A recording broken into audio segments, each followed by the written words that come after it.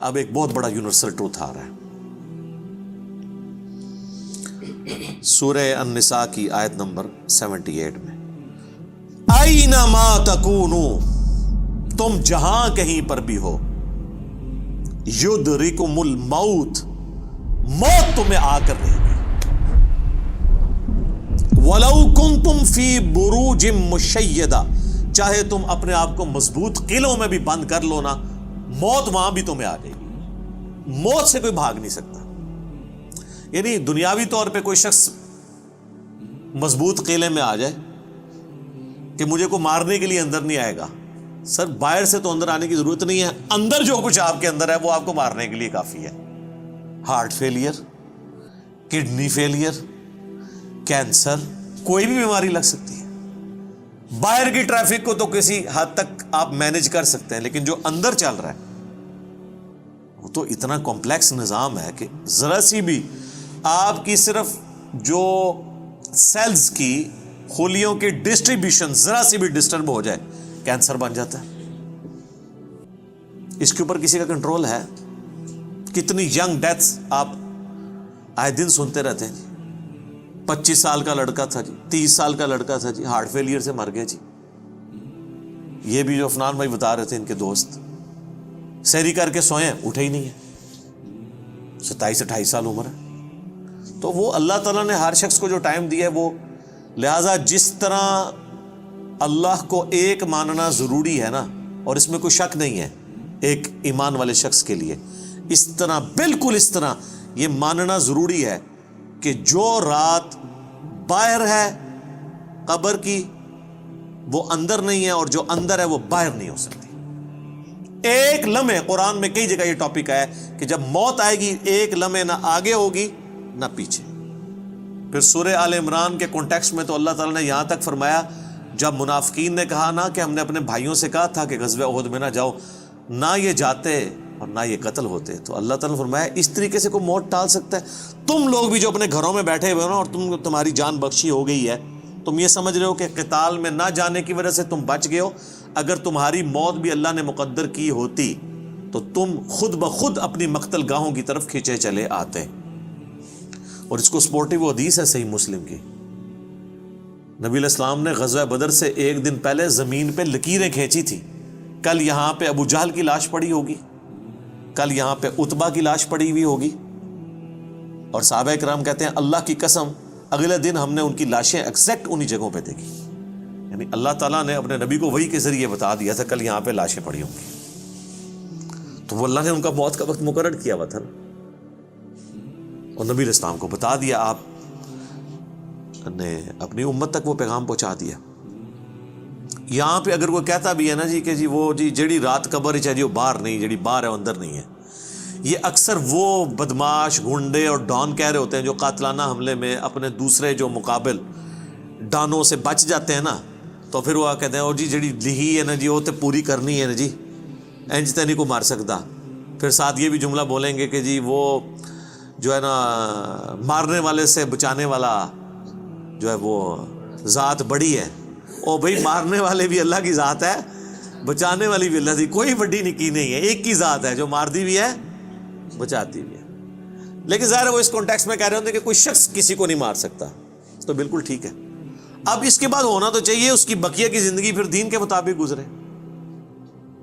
بقیہ یہ ہوتا ہے کہ وہ پھر 4-5 گنڈے اور اکٹھے کر کے اپنا بدلہ اتارتا ہے اپنے مخالف سے، یہ رزلٹ نکالتا ہے اس سے. حالانکہ جو یہ شخص کہہ رہا ہے کہ جی جو رات قبر میں ہے وہ باہر نہیں اور جو باہر ہے وہ اندر نہیں، اس کے بعد تو پھر اس کی زندگی چینج ہونی چاہیے نا، اسے اپنی موت اتنی سامنے دیکھ کے اسے اپنی آخرت کی تیاری کرنی چاہیے نا.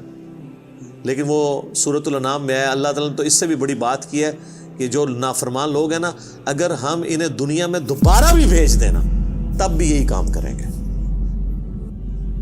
یہ ہم نے سر خود دیکھا ہے، یہ آبزرو کیا ہے. میرے اپنے آفس کے کولیگ ایک دفعہ کراچی سے فلائٹ لے کے تو وہ آ رہے تھے اسلام آباد، تو راستے میں کافی زیادہ موسم خراب ہو گیا. تو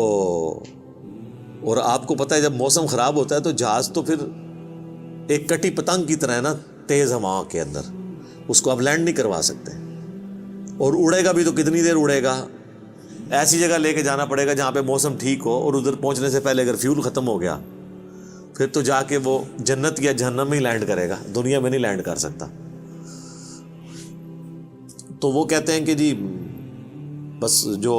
لینڈنگ سے تھوڑی دیر پہلے ہی موسم خراب ہو گیا تو وہ پھر جہاز دوبارہ اٹھا لیا اس نے، پائلٹ نے، لیکن وہ جہاز قابو میں نہیں آ رہا تھا۔ اور آپ کو پتہ ہے وہ پھر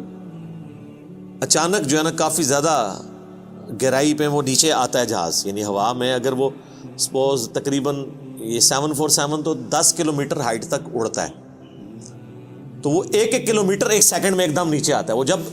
ایک دم نیچے آتا ہے نا تو وہ ظاہر ہے کہ اگر آپ نے سیٹ بیلٹ نہیں باندھی گی تو آپ جا کے تو جہاز کی چھت سے جا کے لگیں گے، تو وہ بیلٹ پہلے بندھوا لیتے ہیں،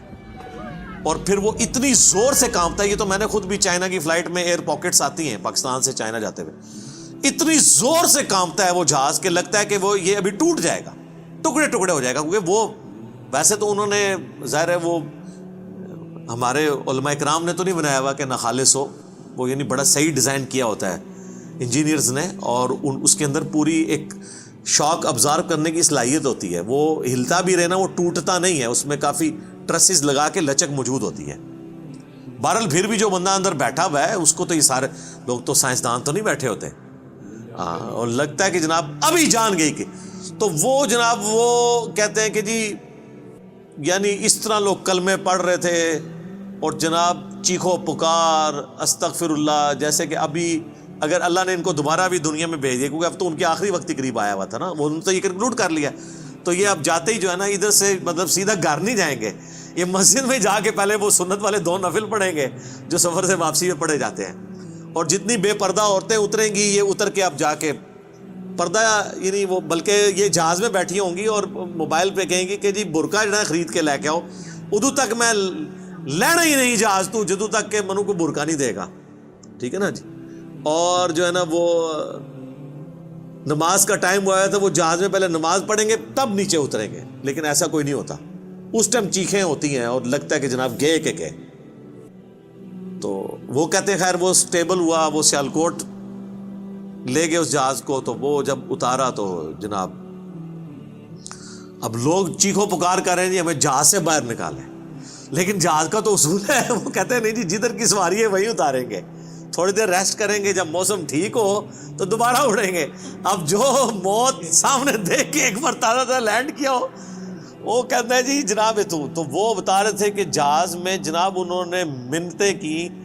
اب لاہور کی سواریاں تھیں جو وہ بھی کہہ رہی ہیں کہ جی آپ ہمیں یہاں پہ ہی اتار دیں، اسلام آباد پشاور کی سواریاں بھی تھی، وہ کہہ رہی تھی سیالکوٹ سے جناب ہم، کئی لوگوں نے کہا اسی پیدل چلے جائیں گے جناب، سانو لاؤ ہوئے تھے جہاز تو لاؤ تلے، ٹھیک ہے۔ تو وہ لیکن ان کا ایک اصول ہوتا ہے، وہ انہوں نے یہ چیک کیا کہ بھی جو سیالکوٹ کے یا قریبی علاقوں ان کو تو اجازت دے دی، لیکن دور والوں کو کہا نہیں جناب آپ کو چھوڑ کے آئیں، وہ کہتے ہیں جناب مہربانی کرو سانو چھوڑ کے نہ ہو۔ تو اس طرح موت کا یعنی روب طاری ہوا ہوتا ہے۔ تو یہ یعنی بات کرنا آسان ہے، جب موت سامنے آتی ہے نا بڑے بڑے لوگ، اور یہ سورۃ النام میں جو اللہ تعالیٰ نے فرمایا نا کہ ہم انہیں دنیا میں دوبارہ بھیج دیں یہی کام کریں گے، تو یہ کرنا شروع ہو جاتے ہیں نا۔ میں خود اسلام آباد میں پشاور موڑ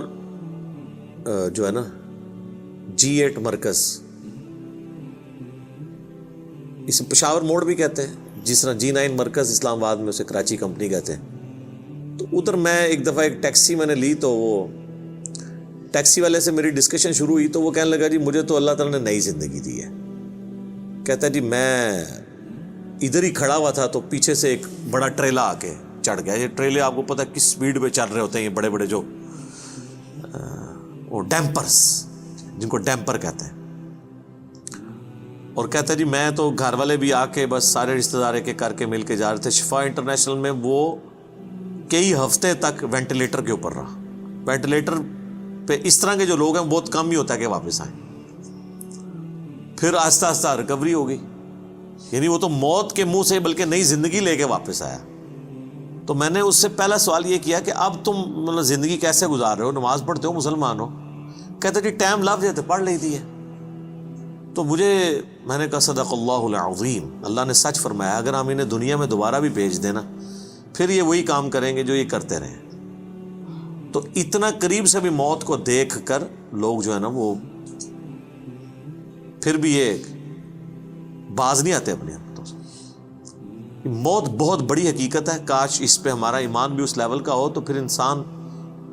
کا قبلہ درست رہتا ہے۔ آپ دیکھیں سورہ البقرہ کے سٹارٹ میں اللہ تعالیٰ نے جو ذکر کیا ہے اہل ایمان کا، اس میں کیا فرمایا؟ والذین یؤمنون بما انزل الیک، وہ ایمان لاتے ہیں جو اے نبی تمہاری طرف نازل ہوا، وما انزل من قبلک، اور جو نازل ہوا تم سے پہلے، اس پہ ایمان رکھتے ہیں، وبالآخرۃ ہم یوقنون، اور آخرت پہ یقین رکھتے ہیں۔ آخرت کے لیے ایمان کا لفظ بھی کافی نہیں، اللہ نے سمجھا یقین، کیونکہ قبلہ تبھی درست ہوتا ہے جب انسان کو یہ پتا ہو کہ میں نے مر کے کسی کے حضور اکاؤنٹیبل ہونا ہے، جواب دہ ہونا ہے۔ آج یہ جتنے لوگ کہتے ہیں نا جی جو قبر سے باہر رات ہے وہ اندر نہیں، جو اندر ہے وہ باہر نہیں ہے، یہ صرف ان کی منہ شگافی ہے۔ واقعی اگر ان کا یقین ہو تو حرام خوریاں کر رہے ہوں، لوگوں کا مال لاحق طریقے سے ہڑپ کر رہے ہوں، اللہ تعالیٰ کے حقوق کو پامال کر رہے ہوں، ماں باپ کے ساتھ بے سلوکی والا معاملہ کر رہے ہوں، بیوی بچوں پہ ظلم کر رہے ہوں، بہن بھائیوں کی جائیداد دبا رہے ہوں، معاشرے کے لیے ناسور بنے ہوئے ہوں، ایسے لوگ نہیں، پھر تو ان کو بالکل سیدھا ہو جانا چاہیے۔ تو بات کہاں سے شروع ہوئی تھی کہ اللہ تعالیٰ فرما رہا ہے کہ تم اپنے آپ کو مضبوط قلعوں میں بھی بند کر لو نا، تب بھی موت تمہیں آ کر رہنی ہے، موت کو کوئی ٹال نہیں سکتا، کیونکہ موت تو اللہ تعالیٰ نے بھیجنی ہے۔ اللہ کے پاس تو کروڑوں آپشنز ہیں، ایگزٹس تو ہر شخص کا اس دنیا سے لکھا ہے، خواہ ایئر کریش میں ہو، چاہے ہارٹ فیلئر سے ہو، خواہ کسی شیر کے پیٹ میں جا کے ہو، خواہ کڈنی فیلئر سے ہو، خواہ کسی روڈ ایکسیڈنٹ میں ہو، ہر بندے نے دنیا سے جانا ہے اور وہ طے ہے، اس سے آگے پیچھے نہیں ہوگا۔ البتہ جو قاتل کو ہم سزا دیتے ہیں اس لیے کہ قاتل جو ہوتا ہے اس کو اللہ تعالیٰ نے یہ کام کرنے سے منع کیا ہوا ہے، وہ اس کی وجہ سے اسے سزا دی جاتی ہے،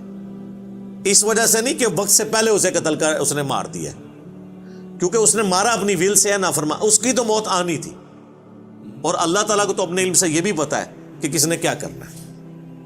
لیکن اللہ نے کسی کو پابند نہیں اپنے علم کا کیا کہ تو نے یہ کرنا ہے، بلکہ اللہ نے مستقبل کو فورس ہی خود ہی کیا ہوا ہے۔ جس طرح ایک استاد جب کسی نالائق شاگرد کو پیپروں سے ایک ہفتہ پہلے کہتا ہے کہ پتر تو فیل ہو جانا ہے، اور وہ فیل ہو بھی جائے، تو اس استاد کو آگے نہیں گلا کر سکتا ہے وہ اسٹوڈنٹ کہ سر جی تہاڈی زبان بڑی کالی ہے، تسی کیا سی تاں میں فیل ہویا، میں نے بڑی محنت کی سی، نہیں۔ تو اللہ تعالیٰ کو تو ڈیوائن علم بڑا کامل ہے، وہ مستقبل کے بارے میں فورس ہی کرتا ہے۔ اب رہا یہ معاملہ کہ اللہ نے ہمیں اس آزمائش میں ڈالا کیوں ہے، تو وہ اللہ نے اس کو بیان کر دیا، لا یسأل عما یفعل، اللہ کو کوئی نہیں پوچھ سکتا کہ اس نے یہ کیوں کیا، وہم یسألون، اور اللہ ہر ایک کو پوچھے گا۔ تو ابھی تو فی الوقت اللہ نے جس امتحان میں ڈالا ہے اس میں آپ نے گیون سرکمسٹانسز میں پرفارم کرنے کی کوشش کرنی۔ ہماری ایک اکیڈمی کے بڑے قریبی ہمارے ممبر عمر بھائی فوت ہو گئے، آلموسٹ 37 ایئرس کی ایج میں، اللہ تعالیٰ ان کی مغفرت کرے، اور ماشاءاللہ انہوں نے اپنی ینگ ایج کے اندر اپنے عقیدہ توحید کی اصلاح کی، اپنے گھر والوں تک اصلاح پہنچائی، اپنے والدین تک پہنچائی۔ خوش قسمت ہوتے ہیں وہ لوگ جو جوانی میں خود بھی توبہ کرتے ہیں اور اپنے بوڑھے 70-80 سال کے ماں باپ جو روایتی دین کو، قبر پرستی کے دین کو لے کے چل رہے ہوں، بزرگ بابوں کے دین کو، ان کو بھی وہ اپنے ساتھ اس رائے حق پہ لانے میں کامیاب ہو جائیں، یہ نصیب والوں کا حصہ۔ تو ان میں سے ایک ہمارے وہ عمر بھائی بھی تھے، ان کا جنازہ بھی آپ کو پتہ ہے میں نے پڑھایا تھا، جیلم کی تاریخ میں چند بڑے جنازوں میں سے تھا، وہ ہزاروں لوگ اس میں شریک تھے۔ تو ان کی اچانک ڈیتھ ہوئی ہارٹ فیلئر سے۔ ینگ ایج میں اگر کسی کو ہارٹ اٹیک ہو تو یہ چانس ہوتے ہیں کہ اس کا ہارٹ فیل ہو جائے گا، کیونکہ ہارٹ ریئیکٹ کرتا ہے، بوڑھا بندہ پھر بھی سروائیو کر جاتا ہے۔ تو مجھے صحیح طرح یاد ہے کہ وہ ان کا ہارٹ فیل ہونے سے کچھ عرصہ پہلے کی بات ہے، 2017 میں جب میرے پہ پہلی دفعہ مرڈر اٹیمپٹ ہوئی 28 اکتوبر کو، اور اس میں میرا کافی خون بھی ضائع ہوا، کافی زیادہ زخم آئے، آپ لوگوں کو پتہ ہے۔ تو اس کے بعد میں عمر بھائی کے پاس ایک دفعہ گیا، ان کے شاپ پہ، ان کی فرنیچر کا بہت بڑا کاروبار ہے جیلم میں۔ تو میں نے گپ شپ شروع ہوئی تو مجھے کہتے ہیں علی بھائی میں چاہ رہا ہوں آپ کے لیے نا کوئی باڈی گارڈ رکھ دیتے ہیں۔ تو تو میں اس کی پیمنٹ کر دیا کروں گا. تو میں نے ان کو کہا کہ میرے بھائی آپ کا ابھی تک یہ یقین کامل نہیں ہوا کہ موت کو کوئی ٹال نہیں سکتا. تو پھر میں نے ان کو یہی آیات کوٹ کی تھی کہ اپنے آپ کو مضبوط، اینما تکونوا یدرککم الموت ولو کنتم فی بروج مشیدہ، تم جہاں کہیں بھی ہو موت تمہیں آ کے دبوچ لے گی، خواہ اپنے آپ کو مضبوط قلعوں میں بھی بند کر لو. تو میں نے ان کو بھی یہ بات سمجھائی. میں نے کہا میرے بھائی باہر کی ٹریفک کو تو آپ کنٹرول کر سکتے ہیں، کسی حملہ آور کو تو آپ روک سکتے ہیں، اندر جو اتنی کمپلیکس ٹریفک ہے، روزانہ میرا دل 1,00,000 دفعہ دھڑک کر 10,000 لیٹر خون پمپ کرتا ہے میری نسوں میں، اس ٹریفک کو کون کنٹرول کر سکتا ہے؟ 25 دفعہ ڈریسز کرتے ہیں روزانہ میرے گردے، یہ کام کرنا چھوڑ دیں، اس کو کون کنٹرول کر سکتا ہے؟ 23,000 دفعہ آلموسٹ پھیپڑے سانس اندر کرتے ہیں، اتنی دفعہ باہر کرتے ہیں. اب تو یہ کورونا کی وجہ سے لوگوں کو پوچھے نظر ان کو سانس لینا کتنا مشکل ہو رہا ہے، ریکوری ہوتے بھی کئی مہینے لگتے ہیں. یہ سانس ہمیں خود لینا پڑ جائے نا یاد کر کے،